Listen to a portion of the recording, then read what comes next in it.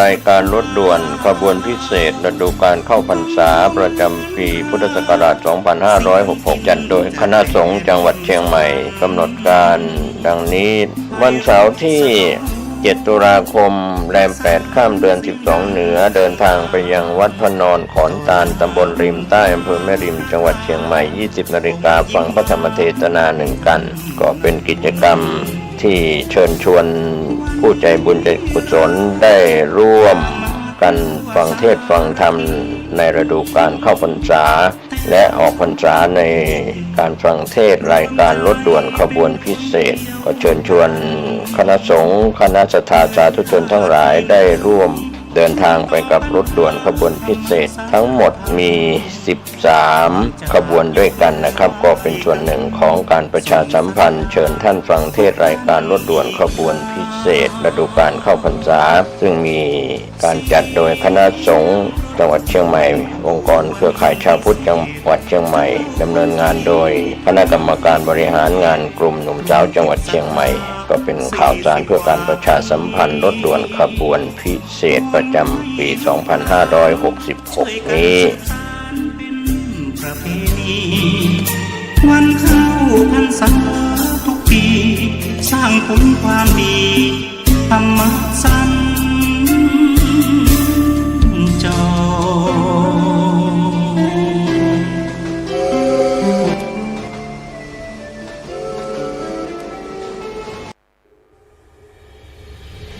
ขอเชิญร่วมพิธีเทวาพิเศษกวันปิยมหาราชรัชกาลที่ 5 ณ วัดดอนจันทร์อำเภอเมืองจังหวัดเชียงใหม่เชิญร่วมพิธีทำบุญตักบาตรสืบชะตาพิธีพุทธาพิเศษกตระกุดดินเผาปีที่ 4 ในวันจันทร์ที่ 23 ตุลาคม 2566 กำหนดการวันที่ 21 ถึง 22 ตุลาคม 2566 วัดรับบริจาคดอกกุหลาบแดงขาวชมพูจำนวนมากวันที่ 22 ตุลาคม 2566 นำเอาดอกกุหลาบจัดถวายที่วิหารรัชกาลที่ 5 วันที่ 23 ตุลาคม 2566 รับบริจาคโรงทานตลอดทั้งวันวันที่ 23 ตุลาคม 2566 เวลา 7:30 นาทีทำบุญตักบาตรเวลา 9:39 นาทีพิธีสืบชะตาเสริมดวงบารมีเวลา 19:19 นาทีพิธีบวงสรวงพระปิยมหาราชรัชกาลที่ 5 เวลา 19:39 นาทีถึง 23 นาฬิกาพิธีพุทธาพิเศษกตระกุดดินเผาปีที่ 4 สนใจสอบถามรายละเอียดเพิ่มเติมวัดดอนจันทร์อำเภอเมืองจังหวัดเชียงใหม่ 053-240-184เป็นศาสนาสำหรับชาติเราศาสนาในสมัยนี้เป็นของที่แยกจากชาติไม่ได้เป็นความจำเป็นที่เราทั้งหลายผู้เป็นไทยจะต้องมั่นคงอยู่ในศาสนาพระพุทธซึ่งเป็นศาสนาสำหรับชาติเราพระพุทธศาสนาก็ดีหรือศาสนาใดก็ดีที่ตั้งมั่นอยู่ได้ก็ด้วยความมั่นคงของผู้เลื่อมใสตั้งใจที่จะรักษาและข้าพเจ้าพูดทั้งนี้ก็เพื่อชักชวนท่านทั้งหลายอย่างเป็นเพื่อนไทยและเพื่อนพุทธศาสนิกชนด้วยกันทั้งนั้นเพื่อความมั่นคงแห่งพระพุทธศาสนาข้าพเจ้ารู้สึกว่าได้ทำหน้าที่สมควรแก่อุปถัมภ์พระพุทธศาสนาเราจะตั้งใจรักษาศาสนาของเราด้วยชีวิตและถ้าท่านตั้งใจจะช่วยข้าพเจ้าในกิจอันใหญ่นี้แล้วก็จะเป็นที่พอใจข้าพเจ้าเป็นอันมากเพราะฉะนั้นเป็นหน้าที่ของเราทั้งหลายที่จะช่วยกันบำรุงรักษาพระพุทธศาสนาอย่าให้เสื่อมสูญไปการที่จะบำรุงพระพุทธศาสนาเราต้องรู้สึกก่อนว่าหลักของพระพุทธศาสนาคืออะไรเราจะถือว่าเราเป็นไทยด้วยกันหมดเราจะต้องรักษาความเป็นไทยของเราให้ยั่งยืนเราจะต้องรักษาพระพุทธศาสนาให้ถาวรวัฒนาการอย่างที่เป็นมาแล้วหลายชั่วโคตรของเราทั้งหลายพระบรมราโชวาทของพระบาทสมเด็จพระมงกุฎเกล้าเจ้าอยู่หัวรัชกาลที่ 6พระบรมราโชวาทก็ดีพระราชนิพนธ์ก็ดีหรือพระบรมราชโองการของพระมหากษัตริย์ ถือเป็นบทบัญญัติแห่งกฎหมายทั้งหมดทั้งสิ้นการบัญญัติให้พระพุทธศาสนาเป็นศาสนาประจำชาติไทยไว้ในรัฐธรรมนูญจึงเป็นสิ่งที่ถูกต้องทั้งกฎหมายและทางโบราณราชประเพณีการบัญญัติให้พระพุทธศาสนาเป็นศาสนาประจำชาติไทยไว้ในรัฐธรรมนูญย่อมเป็นหลักค้ำประกันให้กับประชาชนคนไทยว่าตนได้ปฏิบัติตามกฎหมายอย่างแท้จริงการบัญญัติให้พระพุทธศาสนาเป็นศาสนาประจำชาติไทยไว้ในรัฐธรรมนูญมิได้เป็นการลิดรอนสิทธิเสรีภาพของผู้ใดแต่เป็นการยืนยันความจริงตามกฎหมายและประวัติศาสตร์ชาติไทยการบัญญัติให้พระพุทธศาสนาเป็นศาสนาประจำชาติไทยไว้ในรัฐธรรมนูญจะทำให้พระพุทธศาสนาได้รับการอุปถัมภ์และคุ้มครองจากรัฐดุจเดียวกันกับที่องค์พระมหากษัตริย์ทรงกระทำมาการบัญญัติให้พระพุทธศาสนาเป็นศาสนาประจำชาติไทยไว้ในรัฐธรรมนูญจะป้องกันพระพุทธศาสนาไม่ให้ถูกลัทธินิกายนอกศาสนากระทำการใดๆได้ด้วยอุบายต่างๆนานาการบัญญัติให้พระพุทธศาสนาเป็นศาสนาประจำชาติไทยไว้ในรัฐธรรมนูญจะทำให้สังคมไทยมีแต่ความสุขร่มเย็นเป็นธรรมทั้งต่อคนศาสนาอื่นและคนสัญชาติอื่นได้อย่างแท้จริงแต่ถ้าไม่บัญญัติให้พระพุทธศาสนาเป็นศาสนาประจำชาติไทยไว้ในรัฐธรรมนูญในอนาคตประเทศไทยจะต้องตกอยู่ในสถานะเดียวกันกับพื้นที่3 จังหวัดชายแดนภาคใต้อย่างแน่นอนพระบรมราโชวาทพระบาทสมเด็จพระเจ้าอยู่หัวในมหาสมาคมณพระที่นั่งอมรินทร์วินิจฉัยในพระบรมมหาราชวังโดยที่พระพุทธศาสนาเป็นศาสนาประจำชาติของเราทั้งตามความศรัทธาเชื่อมั่นของข้าพเจ้าเองก็เห็นเป็นศาสนาที่ดีศาสนาหนึ่งเนื่องในบรรดาสัจธรรมคำสั่งสอนอันชอบด้วยเหตุผลจึงเคยคิดอยู่ว่าถ้าโอกาสอำนวยข้าพเจ้าควรจะได้บวชสักเวลาหนึ่งตามราชประเพณีซึ่งจะเป็นทางสนองพระเดชพระคุณพระราชบูรพการีตามคตินิยมด้วยแต่นับตั้งแต่ข้าพเจ้าได้ครองราชย์สืบสันตติวงศ์ต่อจากสมเด็จพระเชษฐาธิราชก็ล่วงมากว่า10 ปีแล้วเห็นว่าน่าจะถึงเวลาที่ควรจะทำตามความตั้งใจไว้นั้นแล้วประการหนึ่งอันหนึ่งการที่องค์สมเด็จพระสังฆราชหายประชวรมาได้ในคราวประชวรวันแรม8 ค่ำเดือน10วันนี้ตรงกับวันเสาร์ที่7 ตุลาคมพระพุทธศักราช2566รายการคดีโลกคดีธรรมมาพบกับสาธุชนเป็นปกติทุกวันจันทร์ถึงวันศุกร์และวันเสาร์อาทิตย์ทางสถานีวิทยุแห่งนี้ท่านผู้ฟังสามารถดาวน์โหลดแอปพลิเคชันที่ชื่อว่าวิทยุพุทธศาสนาทั่วไทยเพื่อติดตามรับฟังรายการคดีโลกคดีธรรมได้ทุกวันและท่านยังสามารถรับฟังได้วันละ5 เวลาซึ่งสถานีวิทยุต่างๆนำไปออกอากาศต่างเวลากัน5 สถานีวิทยุเวลา 9 นาฬิกาช่วงเช้าท่านสามารถเปิดรับฟังรายการนี้ผ่านแอปพลิเคชันนี้ได้ทางสถานีวิทยุวัดหนองกายและวัดอารามมงคลเวลา 10 นาฬิกาท่านสามารถเปิดรับฟังรายการนี้ได้อีกครั้งหนึ่งทางสถานีวิทยุวัดป่าจริยธรรมให้กระรอกนะไม่ใช่นะโยมนะไม่ใช่ว่ามีโทรศัพท์มือถือระบบอินเทอร์เน็ตโซเชียลแล้วไปเปิดดูอย่างอื่น ไม่ฟังธรรมะกันอีกไปกันใหญ่เลยนะทีเนี้ยต้องระมัดระวังตัวกันเองด้วยนะโยมนะเพราะสื่อเดี๋ยวนี้มันหลอกมันลวงคนได้ง่ายๆเลยอันตรายเยอะต้องใช้อย่างระมัดระวังด้วยอย่าไปอยากรู้อย่าไปอยากเห็นนะในโลกโซเชียลน่ะเดี๋ยวจะโดนหลอกกันง่ายๆใครส่งอะไรมาก็ไม่ต้องไปเปิดดูอย่าเปิดดูนะโยมไอ้ที่ส่งมาโดยที่เราไม่ได้ร้องขอไปเนี่ยอย่าเปิดแล้วเสียเงินนะเงินในบัญชีหายเลยนะถ้าใครมีบัญชีธนาคารอิเล็กทรอนิกส์อยู่ในโทรศัพท์เนี่ยอย่าเล่นกับโซเชียลนะโยมนะโหลดแอปวิทยุพุทธศาสนาทั่วไทยไว้ก็เปิดฟังแอปนี้แหละได้ประโยชน์มากมายไม่เสียตังค์ด้วยแล้วก็ได้กำไรชีวิตเยอะแยะมากมายเลยโดยเฉพาะสถานีวิทยุวัดป่าจริยธรรมวัดหนองกาย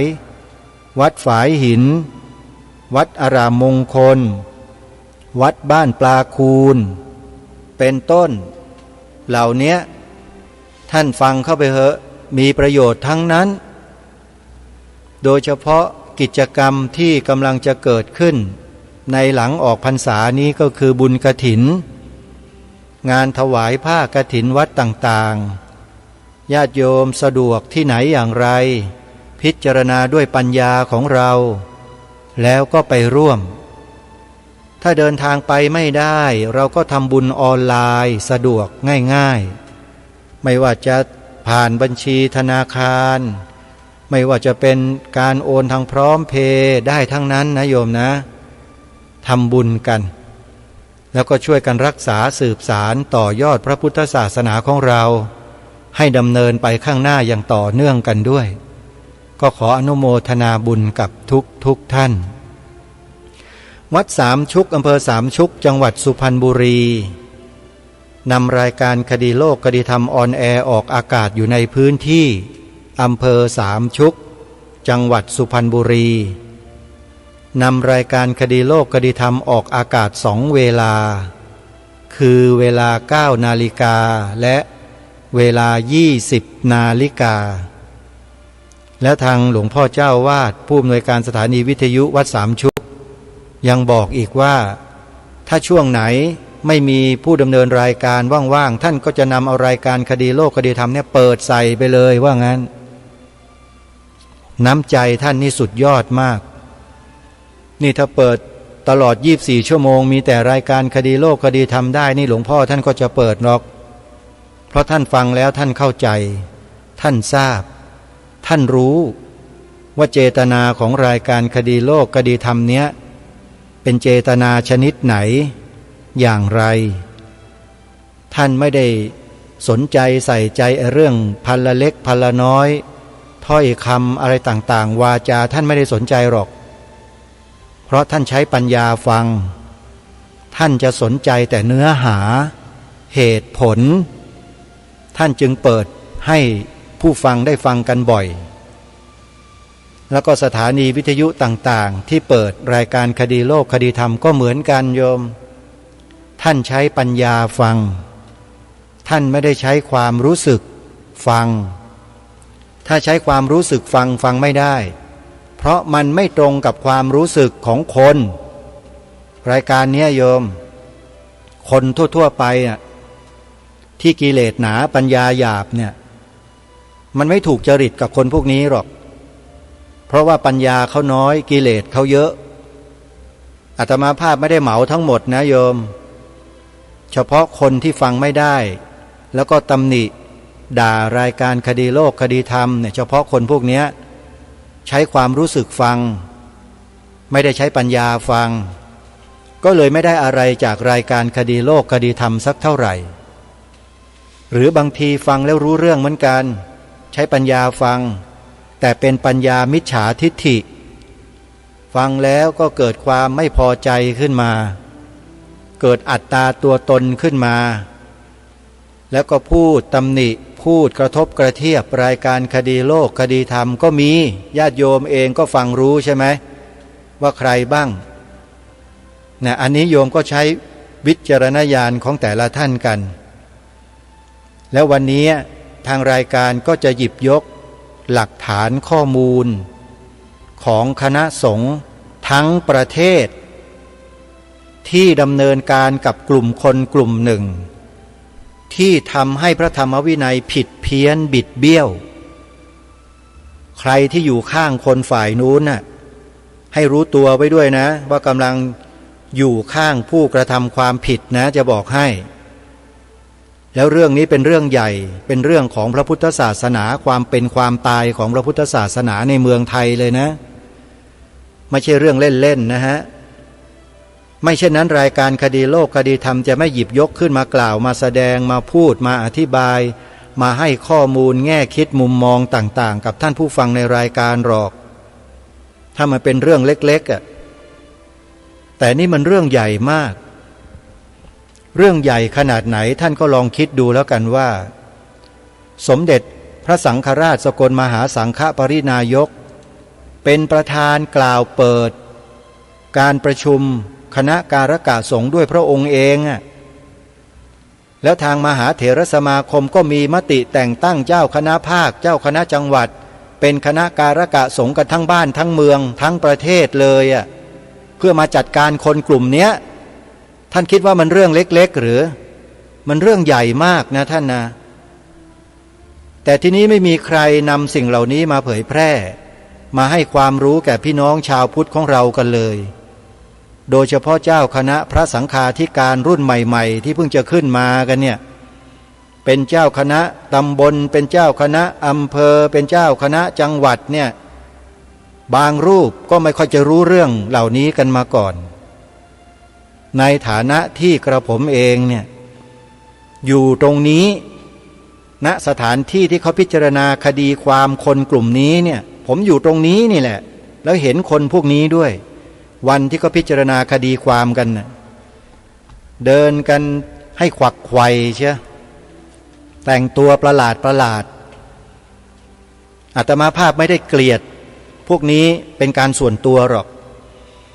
แต่ไม่สบายใจที่มีคนประเภทเหล่านี้เกิดขึ้นในยุคของพวกเราแล้วยิ่งไม่สบายใจใหญ่เลยถ้าพวกเราไม่สนใจไม่ใส่ใจที่จะศึกษาเรียนรู้เพื่อนำความรู้นี้ไว้ใช้ระวังและป้องกันสิ่งเหล่านี้เพื่อไม่ให้มาทำลายบ่อนเบียนพระธรรมวินัยของพระพุทธศาสนาของเราถ้าเราไม่ใส่ใจเนี่ยมันน่าเป็นห่วงมากด้วยเหตุนี้แหละทางรายการจึงได้หยิบยกสิ่งเหล่านี้ขึ้นมาเพื่อมาย้ำมาเตือนพวกเราให้รู้สถานการณ์ที่เกิดขึ้นที่ผ่านมาและกำลังเป็นอยู่ในปัจจุบันร่วมกันเพราะแนวความคิดของคนกลุ่มนี้และวิธีการของคนกลุ่มนี้ยังอยู่นะยังไม่ได้ไปไหนนะยังอยู่นะฮะในเมืองไทยเนี่ยลอยหน้าลอยตากันแบบที่ไม่รู้สึกรู้สาอะไรเลยอ่ะท่านลองคิดดูสิแล้วพวกเราจะมานั่งเฉยๆให้เขาลอยหน้าลอยตาทำลายพวกเรากันอยู่ตลอดเวลาอย่างนั้นหรือมันไม่ได้ฮะมีอะไรที่เป็นข้อมูลหลักฐานที่ผ่านมาที่ชี้บอกถึงความผิดของคนบางประเภทที่ทำลายพระธรรมวินัยของเราเนี่ยทางรายการก็ต้องหยิบยกขึ้นมาบอกกับท่านผู้ฟังให้ทราบส่วนใครที่ถือหางคนพวกนั้นอยู่อ่ะให้ระวังตัวไว้ด้วยนะอย่าแสดงออกอะไรให้มันมากนักอยู่เฉยๆเงียบๆไว้จะดีไม่เช่นนั้นเดี๋ยวจะกลายเป็นชื่อที่มีปรากฏอยู่ในบัญชีอันนี้ขอบอกไว้เลยนะรายการนี้ขอย้ำกับพุทธบริษัทของเราทุกท่านทุกคนว่าพระธรรมวินัยขององค์สมเด็จพระสัมมาสัมพุทธเจ้าได้รับการสืบสารรักษาต่อยอดมาด้วยคณะสงฆ์ไทยของเราที่ปฏิบัติหน้าที่บริหารกิจการคณะสงฆ์อยู่ในปัจจุบันมีมหาเถระสมาคมเป็นต้นเจ้าคณะพระสังฆาธิการที่ลดหลั่นลงไปตามลำดับชั้นการปกครองรวมถึงงานเผยแผ่งานปกป้องเหล่านี้ เป็นส่วนงานที่รักษาพระศาสนากันมาทั้งนั้นเลยไม่ใช่ส่วนใดส่วนหนึ่งนะงานของพระศาสนามี4ส่วนนะท่านศึกษาปฏิบัติเผยแผ่ปกป้องมี4อย่างคณะสงฆ์ต้องทำให้ครบทุกอย่างจึงจะชื่อว่าผู้สืบสารรักษาต่อยอดที่แท้จริงแต่กลุ่มคนที่คณะสงฆ์ได้ทำการประกาศนียกรรมตามที่ทางรายการได้หยิบยกขึ้นมาเนี่ยพวกนี้ไม่ใช่เพียงแค่มาสวมรอยความเป็นพระสงฆ์เราเท่านั้นเองแล้วก็อ้างตัวเองว่าเป็นนั่นเป็นนี่ประกาศตัวเองว่าเป็นอรหันต์อรเหยอะไรก็ไม่รู้แล้วก็เอาเรื่องการกินนั่นแหละมาเป็นตัวตั้งเอาการปฏิบัติแบบปอนๆนั่นแหละมาเป็นตัวชี้วัดว่าดีหรือเลวมันใช่เหรอท่านคำสอนของพระพุทธเจ้าเหรอแบบนั้นน่ะไม่ใช่เลยฮะเพราะฉะนั้นใครที่ยังหลงยังเชื่อกันอยู่เนี่ยให้รู้ไว้เถอะว่าน่ะท่านหลงผิดแล้วสิ่งที่ถูกต้องอยู่ที่การศึกษาการปฏิบัติการเผยแผ่และการปกป้องที่คณะสงฆ์ได้ทำกันอยู่ทุกวันนี้อยู่ตรงนี้นะไม่ใช่ตรงโน้นนะจึงได้นำพระโอวาทเปิดและพระโอวาทปิดของเจ้าพระคุณสมเด็จพระญาณสังวรสมเด็จพระสังฆราชสกลมหาสังฆปรินายกในสมัยนั้นเนี่ยมาอ่านให้ฟังกันซึ่งเมื่อวานนี้ก็ได้อ่านจบไปแล้วถึงพระโอวาทเปิดของท่านเจ้าพระคุณสมเด็จพระญาณสังวรสมเด็จพระสังฆราชสกลมหาสังฆปรินายกที่ทรงประทานแก่คณะการกะสงฆ์ณหอประชุมพุทธมณฑลเมื่อวันที่23พฤษภาคมพระพุทธศักราช2532อ่านให้ท่านทั้งหลายได้ฟังไปแล้วซึ่งโดยสรุปก็คือว่าพระองค์ท่านได้ตรัสถึงหลักการ3ประการที่พระภิกษุในพระพุทธศาสนามีภาระหน้าที่ที่จะต้องปฏิบัติ3ข้อ 1. พระธรรมวินัย 2. กฎหมายบ้านเมืองพระราชบัญญัติคณะสงฆ์และกฎระเบียบที่เกี่ยวเนื่องกับกฎหมายและพระราชบัญญัติคณะสงฆ์ 3. จารีตประเพณีแบบแผนที่บุรพาจารย์ในพระพุทธศาสนาเราได้ยึดถือปฏิบัติกันมาเป็นเวลายาวนานหลัก3ข้อนี้ฮะส่วนคนที่คณะสงฆ์ดำเนินการอยู่ในยุคนั้นน่ะไม่ได้ทำตามนี้ไงไปทำนอกเหนือจากนี้ฮะแล้วก็ห่มเรียนแบบพระสงฆ์เราคนอื่นเขามองว่าเป็นพระอย่างเราเขาก็จะไปมองเป็นอย่างอื่นได้ยังไงไม่ได้มองเป็นแมวเป็นลิงนี่มันห่มเรียนแบบพระเราอยู่อ่ะคณะสงฆ์ก็ต้องออกมาดำเนินการตามขั้นตอนตามพระธรรมวินัยจึงเป็นที่มาที่ไปของคลิปต่างๆที่ทางรายการได้นำมาเปิดให้ท่านผู้ฟังได้ติดตามรับฟังกันที่ผ่านมาถึงขนาดกล่าวหาว่าหลวงตาองค์หลวงตามหาบัวเป็นอรหันต์เก๊โยมคิดดูเถอะเนี่ยคนพวกนี้ที่ว่านี่แหละตัวหัวโจกเลยนะที่พูดนั่นนะตัวการสำคัญเลยที่ทำความวุ่นวายให้กับวงการพระพุทธศาสนาในเมืองไทยของเรานั่นแหละท่านพระอาจารย์วิทยากิจจาวิชโชลูกศิษย์ขององค์หลวงตามหาบัวท่านพูดชัดเจนในคลิปถ้าใครไปติดตามรับชมรับดูก็จะทราบจะดูไหมโยมถ้าดูก็ไปพิมพ์ชื่อนี้ใน YouTube นะบอกให้ไปดูก็ไปดูกันจะได้รู้ว่าเขากล่าวหาองค์หลวงตามหาบัวด้วยเสียงด้วยภาพที่เขาออกเผยแพร่ทางคลิปวิดีโอใน YouTube น่ะท่านพระอาจารย์วิทยานำมาเปิดให้ฟังให้ดูกันเห็นชัดๆแล้วท่านก็อธิบายชี้แจงแล้วก็แก้ความเข้าใจผิดของผู้คนที่อาจจะเข้าใจผิดไปตามคำพูดของคนคนนั้นน่ะท่านก็อธิบายยาวเป็นชั่วโมงเลยถ้าจะใครสนใจจะเข้าไปดูคลิปนี้นะให้จดชื่อคลิปเอาไว้แล้วก็ไปพิมพ์ใส่ใน YouTube เปิดดูได้เลยชื่อคลิปนี้ชื่อว่าเขาว่าหลวงตาเป็นอรหันต์เก๊เขาว่าหลวงตาเป็นอรหันต์เก๊ พิมพ์คำว่าอรหันต์เก๋คำเดียวก็ขึ้นมาแล้วเป็นรูปภาพหน้า YouTube เป็นรูปของท่านพระอาจารย์วิทยากิจจาวิชโชแล้วก็มีรูปภาพย่อๆอยู่ตรงมุมซ้ายมือด้านล่างนั่นแหละคนกล่าวหาองค์หลวงตามหาบัวนั่นแหละที่ท่านนำมาเปิดให้ฟังญาติโยมก็ไปเปิดดูกันนะเขาว่าหลวงตาเป็นอรหันต์เก๋แล้วฟังให้จบแล้วท่านจะรู้ว่าแท้จริงแล้วความจริงแล้วเป็นอย่างไรเพราะฉะนั้นเรากลับมาที่คณะการกสงฆ์กันต่อหลังจากที่เราได้ฟังพระโอวาทเปิดการประชุมคณะการกสงฆ์โดยท่านเจ้าประคุณสมเด็จพระญาณสังวรสมเด็จพระสังฆราชสกลมหาสังฆปรินายกกันจบไปแล้วเนี่ยคณะการกสงฆ์เหล่านั้นก็ทำการประชุมกันแต่มติของที่ประชุมก็ดีคำแถลงการต่างๆก็ดียังไม่ออกเป็นเอกสารเพราะจะต้องมีการจัดพิมพ์จัดทำตรวจสอบตรวจทานให้เรียบร้อยแล้วจึงจะออกเผยแพร่เอกสารฉบับนั้นก็อยู่ที่นี่แล้วเดี๋ยวจะนำมาอ่านให้ท่านทั้งหลายได้ฟังกันในโอกาสต่อไปที่แน่ๆก็คือว่าสิ่งที่ท่านเจ้าประคุณสมเด็จพระสังฆราชสกลมหาสังฆปรินายกท่านย้ำท่านพูดหนักแน่นถึงเหตุการณ์ที่เกิดขึ้นครั้งนี้ว่าเป็นเสี้ยนหนามเป็นความอันตรายอย่างที่สุดแก่พระบวรพุทธศาสนาด้วยท่านผู้ฟังทั้งหลายองค์สมเด็จพระสังฆราช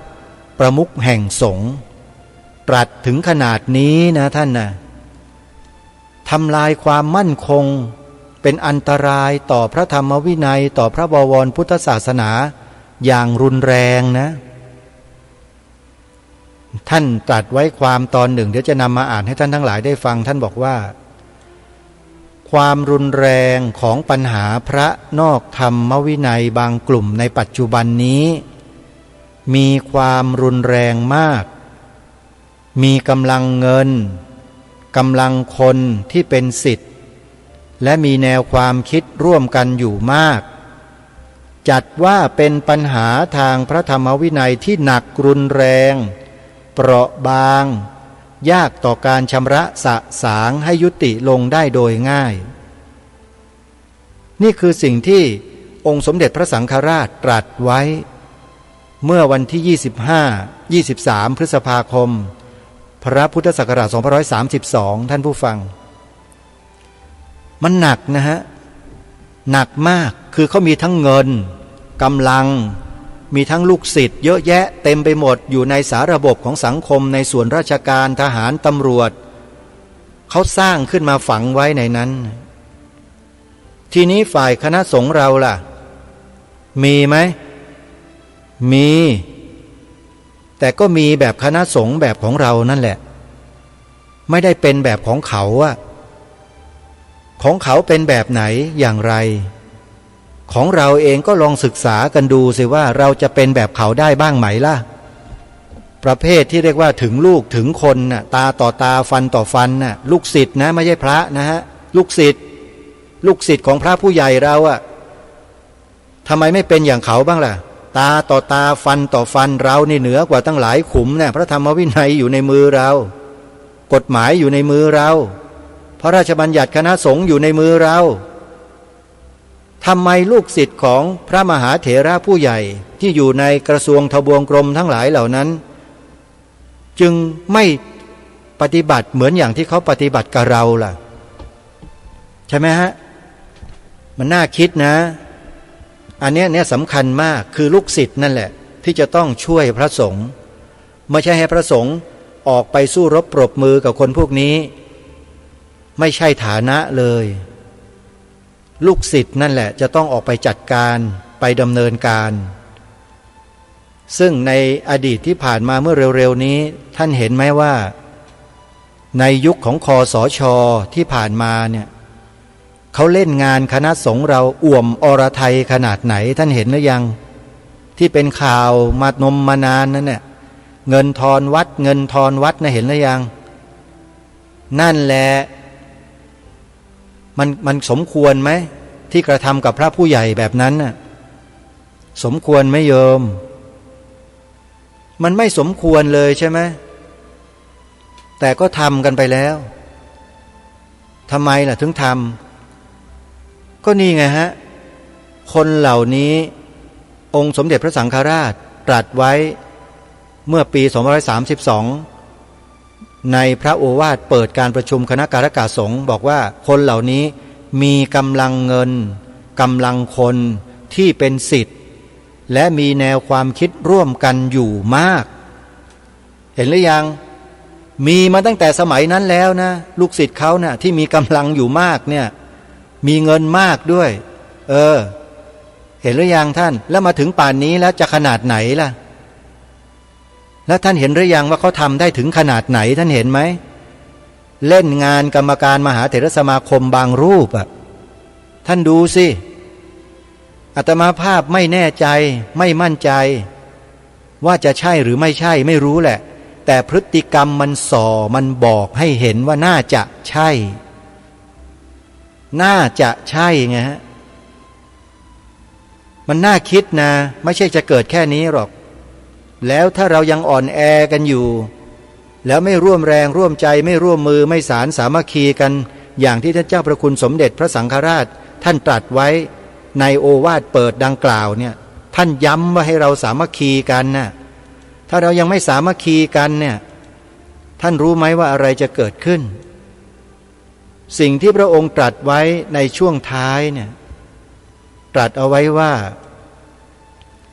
โดยมุ่งไปที่ความดำรงอยู่อย่างมั่นคงแห่งพระพุทธศาสนาเป็นประการสำคัญหวังว่าท่านทั้งหลายคงมีความพร้อมพอที่จะขจัดความรู้สึกขัดข้องหมองใจหากจะพึงมีออกไปร่วมแรงร่วมใจกันทำงานรักษาพระธรรมวินัยให้ดำเนินไปและยุติลงโดยชอบตามพระธรรมวินัยกฎหมายจารีตแห่งสงฆ์สมตามสถานะหน้าที่ของผู้รับผิดชอบงานบริหารพระพุทธศาสนาโดยทั่วกันด้วยความตระหนักและมุ่งมั่นว่าขอให้พระสัทธรรมจงดำรงอยู่ตลอดกาลนานบุคคลทั้งหลายที่ทรงธรรมจงดำรงอยู่นานขอสงฆ์จงสามัคคีกันอย่างมั่นคงเพื่อประโยชน์และเพื่อเกื้อกูลเห็นไหมฮะพระโอวาทของสมเด็จพระสังฆราชในสมัยนั้นนะพระองค์ท่านต้องการให้พวกเราหมู่สงฆ์เนี่ยเป็นแบบนี้ท่านแต่ถ้ามีใครมันแหลมออกนอกลู่นอกทางนอกพระธรรมวินัยนอกระเบียบคำสั่งเนี่ยก็ต้องจัดการให้เด็ดขาดปล่อยไว้ไม่ได้เป็นเสี้ยนหนามเป็นตอท่านเจ้าพระคุณสมเด็จพระสังฆราชตรัสไว้อย่างนั้นเลยนะเป็นเสี้ยนหนามเป็นตอนะซึ่งจะแก้ไขได้ยากนี่คือสิ่งที่องค์พระประมุขสงฆ์ตรัสไว้แก่พวกเราในฐานะที่เป็นหมู่สงฆ์ให้ช่วยกันทำรงรักษาพระธรรมวินัยในพระพุทธศาสนาของเราไว้เนี่ยด้วยชีวิตนะท่านพระองค์ท่านยืนยันว่าต้องด้วยชีวิตนะไม่ใช่ด้วยความรู้สึกความนึกคิดเป็นห่วงเป็นใยแต่ตัวแต่กลุ่มพวกพ้องตัวเองไม่ใช่นะครับต้องเอาชีวิตสละทิ้งเพื่อรักษาพระธรรมวินัยนะครับนี่คือสิ่งที่องค์สมเด็จพระสังฆราชตรัสบอกแก่คณะสงฆ์เอาไว้ในยุคนั้นซึ่งก็ถือว่ามีผลมาถึงคณะสงฆ์ในทุกยุคทุกสมัยเลยเพราะพระโอวาทของพระองค์ท่านนั้นตรัสเพื่อประโยชน์ส่วนรวมจึงสามารถนำมาใช้ได้ในทุกยุคทุกสมัยเลยและพระโอวาทปิดของพระองค์ท่านก็เช่นเดียวกันที่พระองค์ท่านตรัสไว้ในวันเดียวกันแต่เป็นในช่วงเย็นหลังจากคณะการกสงฆ์ประชุมกันเสร็จพระองค์ท่านก็ตรัสให้คณะสงฆ์นั้นมีความมุ่งมั่นในการทำรงรักษาไว้ซึ่งพระธรรมวินัยอย่างแข็งขันแล้วก็ไม่ให้มองว่าเป็นพวกเป็นพ้องใครของใครของกันไม่ใช่ให้สามัคคีกันโดยความสรุปจะเป็นเช่นนั้น นี่คือสิ่งที่องค์พระประมุขแห่งสงฆ์ในยุคนั้นได้ทรงประทานโอวาทให้แก่คณะสงฆ์หมู่ใหญ่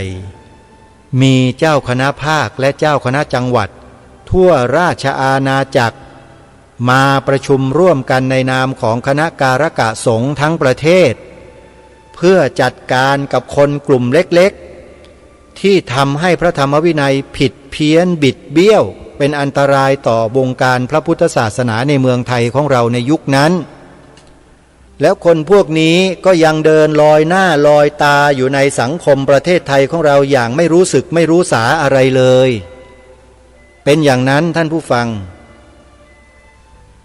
แล้วอย่างนี้จะให้เราไว้วางใจสถานการณ์ในอนาคตข้างหน้าได้อย่างไรเมื่อเราไม่ไว้วางใจหรือไว้วางใจไม่ได้เราก็ต้องไม่ประมาทความไม่ประมาทไม่มีอะไรจะเกินกว่าความรู้และความเข้าใจสถานการณ์ถ้าไม่รู้ไม่เข้าใจสถานการณ์ความเป็นไปของเรื่องนี้เหตุการณ์นี้กลุ่มคนเหล่านี้เราก็จะไม่สามารถระวังและป้องกันได้เลยแต่ถ้าเราร่วมกันศึกษาเรียนรู้ความเป็นมาความเป็นไปและความเจ้าเล่ห์เพทุบายความร้ายกาจของคนกลุ่มนี้เอาไว้เนี่ยเราก็จะมีความระมัดระวังกันอยู่ตลอดเวลาและต่อเนื่องไม่ว่าจะเป็นปัจจุบันนี้หรือในอนาคตก็ตามเราจึงต้องทำความเข้าใจและหยิบยกเรื่องนี้มาเพื่อทำความรู้ให้ปรากฏเกิดขึ้นในหมู่ในคณะของเราให้ถูกต้องตรงกันทางรายการจึงได้นำเอาหลักฐานที่เป็นเอกสารของคณะสงฆ์ไทยของเรานี่แหละมาอ่านให้ท่านทั้งหลายได้ฟังกันจนกระทั่งจบเป็นพระโอวาทเปิดและพระโอวาทปิดการประชุมคณะการกะสงฆ์ในกรณีสันติอโศกในยุคนั้นให้พวกเราได้สดับรับฟังเพื่อศึกษาเรียนรู้กันเป็นงานของคณะสงฆ์นะครับไม่ใช่ของผมนะถ้าใครปฏิเสธพระภิกษุสงฆ์รูปไหนปฏิเสธบอกผมทีสิมีไหมพระรูปไหนปฏิเสธสิ่งเหล่านี้บอกไม่ฉันไม่เกี่ยวไม่ยุ่งด้วยไม่เอาไม่เกี่ยวกับฉันนะมีไหมบอกมาไม่มีนะครับไม่เกี่ยวไม่ได้นะฮะเป็นเรื่องส่วนรวมนะครับเรื่องนี้ที่ทุกท่านทุกรูปทุกนามที่บวชเข้ามาแล้วจะต้องรับรู้รับทราบและต้องช่วยกันรักษาความถูกต้องเอาไว้ไม่ว่าจะอยู่ในระดับไหนชั้นไหนอยู่ในฐานะอะไรก็ตามถ้าท่านเป็นพระภิกษุในพระพุทธศาสนาที่มาด้วยความถูกต้องมีการสวดยติจตุถกรรมวาจาในสีมามีพระอุปชาพระคู่สวดพระนั่งหัตถบาทครบตามพระธรรมวินัยสังฆกรรมที่ถูกต้องแล้วเนี่ยท่านนั้นถือว่าเป็นคณะสงฆ์ทั้งหมดจะต้องถือเรื่องนี้เป็นหน้าที่ของตนเองทุกรูปทุกนามปฏิเสธไม่ได้ถ้าปฏิเสธก็แปลว่าเป็นพวกเดียวกับพวกนั้นน่ะ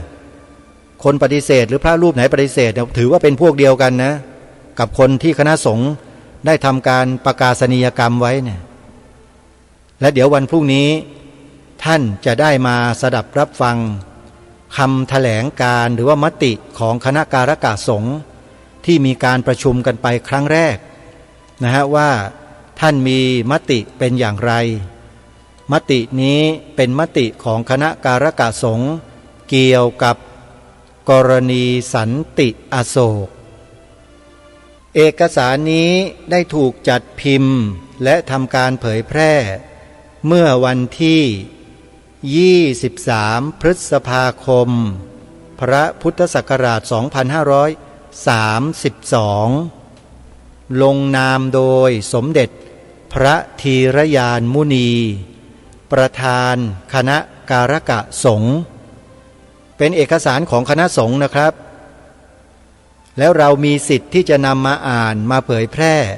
เพื่อให้ความรู้กับเหล่าพุทธบริษัทของเราทั้งฝ่ายบรรพชิตและฝ่ายคฤหัสถ์ เพื่อให้เราได้ร่วมรับรู้เหตุการณ์ที่เกิดขึ้นกับพระพุทธศาสนาของเราที่ผ่านมาแล้วกำลังเป็นไปอยู่ในปัจจุบัน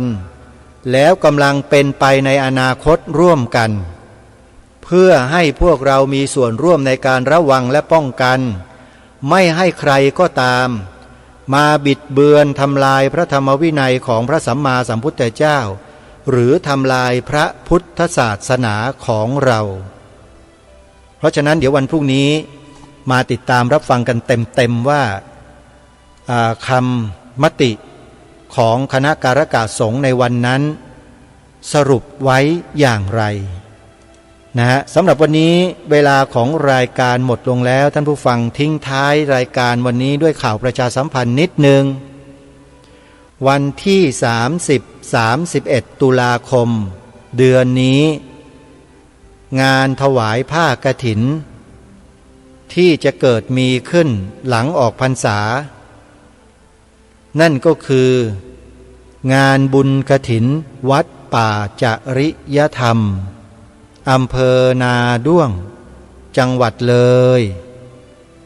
เชิญชวนสาธุชนไปร่วมงานกันให้เยอะๆนะโยมนะอาตมาภาพ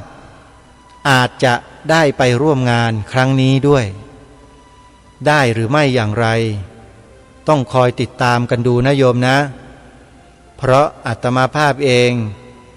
อาจจะมีภารกิจบางอย่างที่จะต้องทำงานให้กับส่วนรวมบางเรื่อง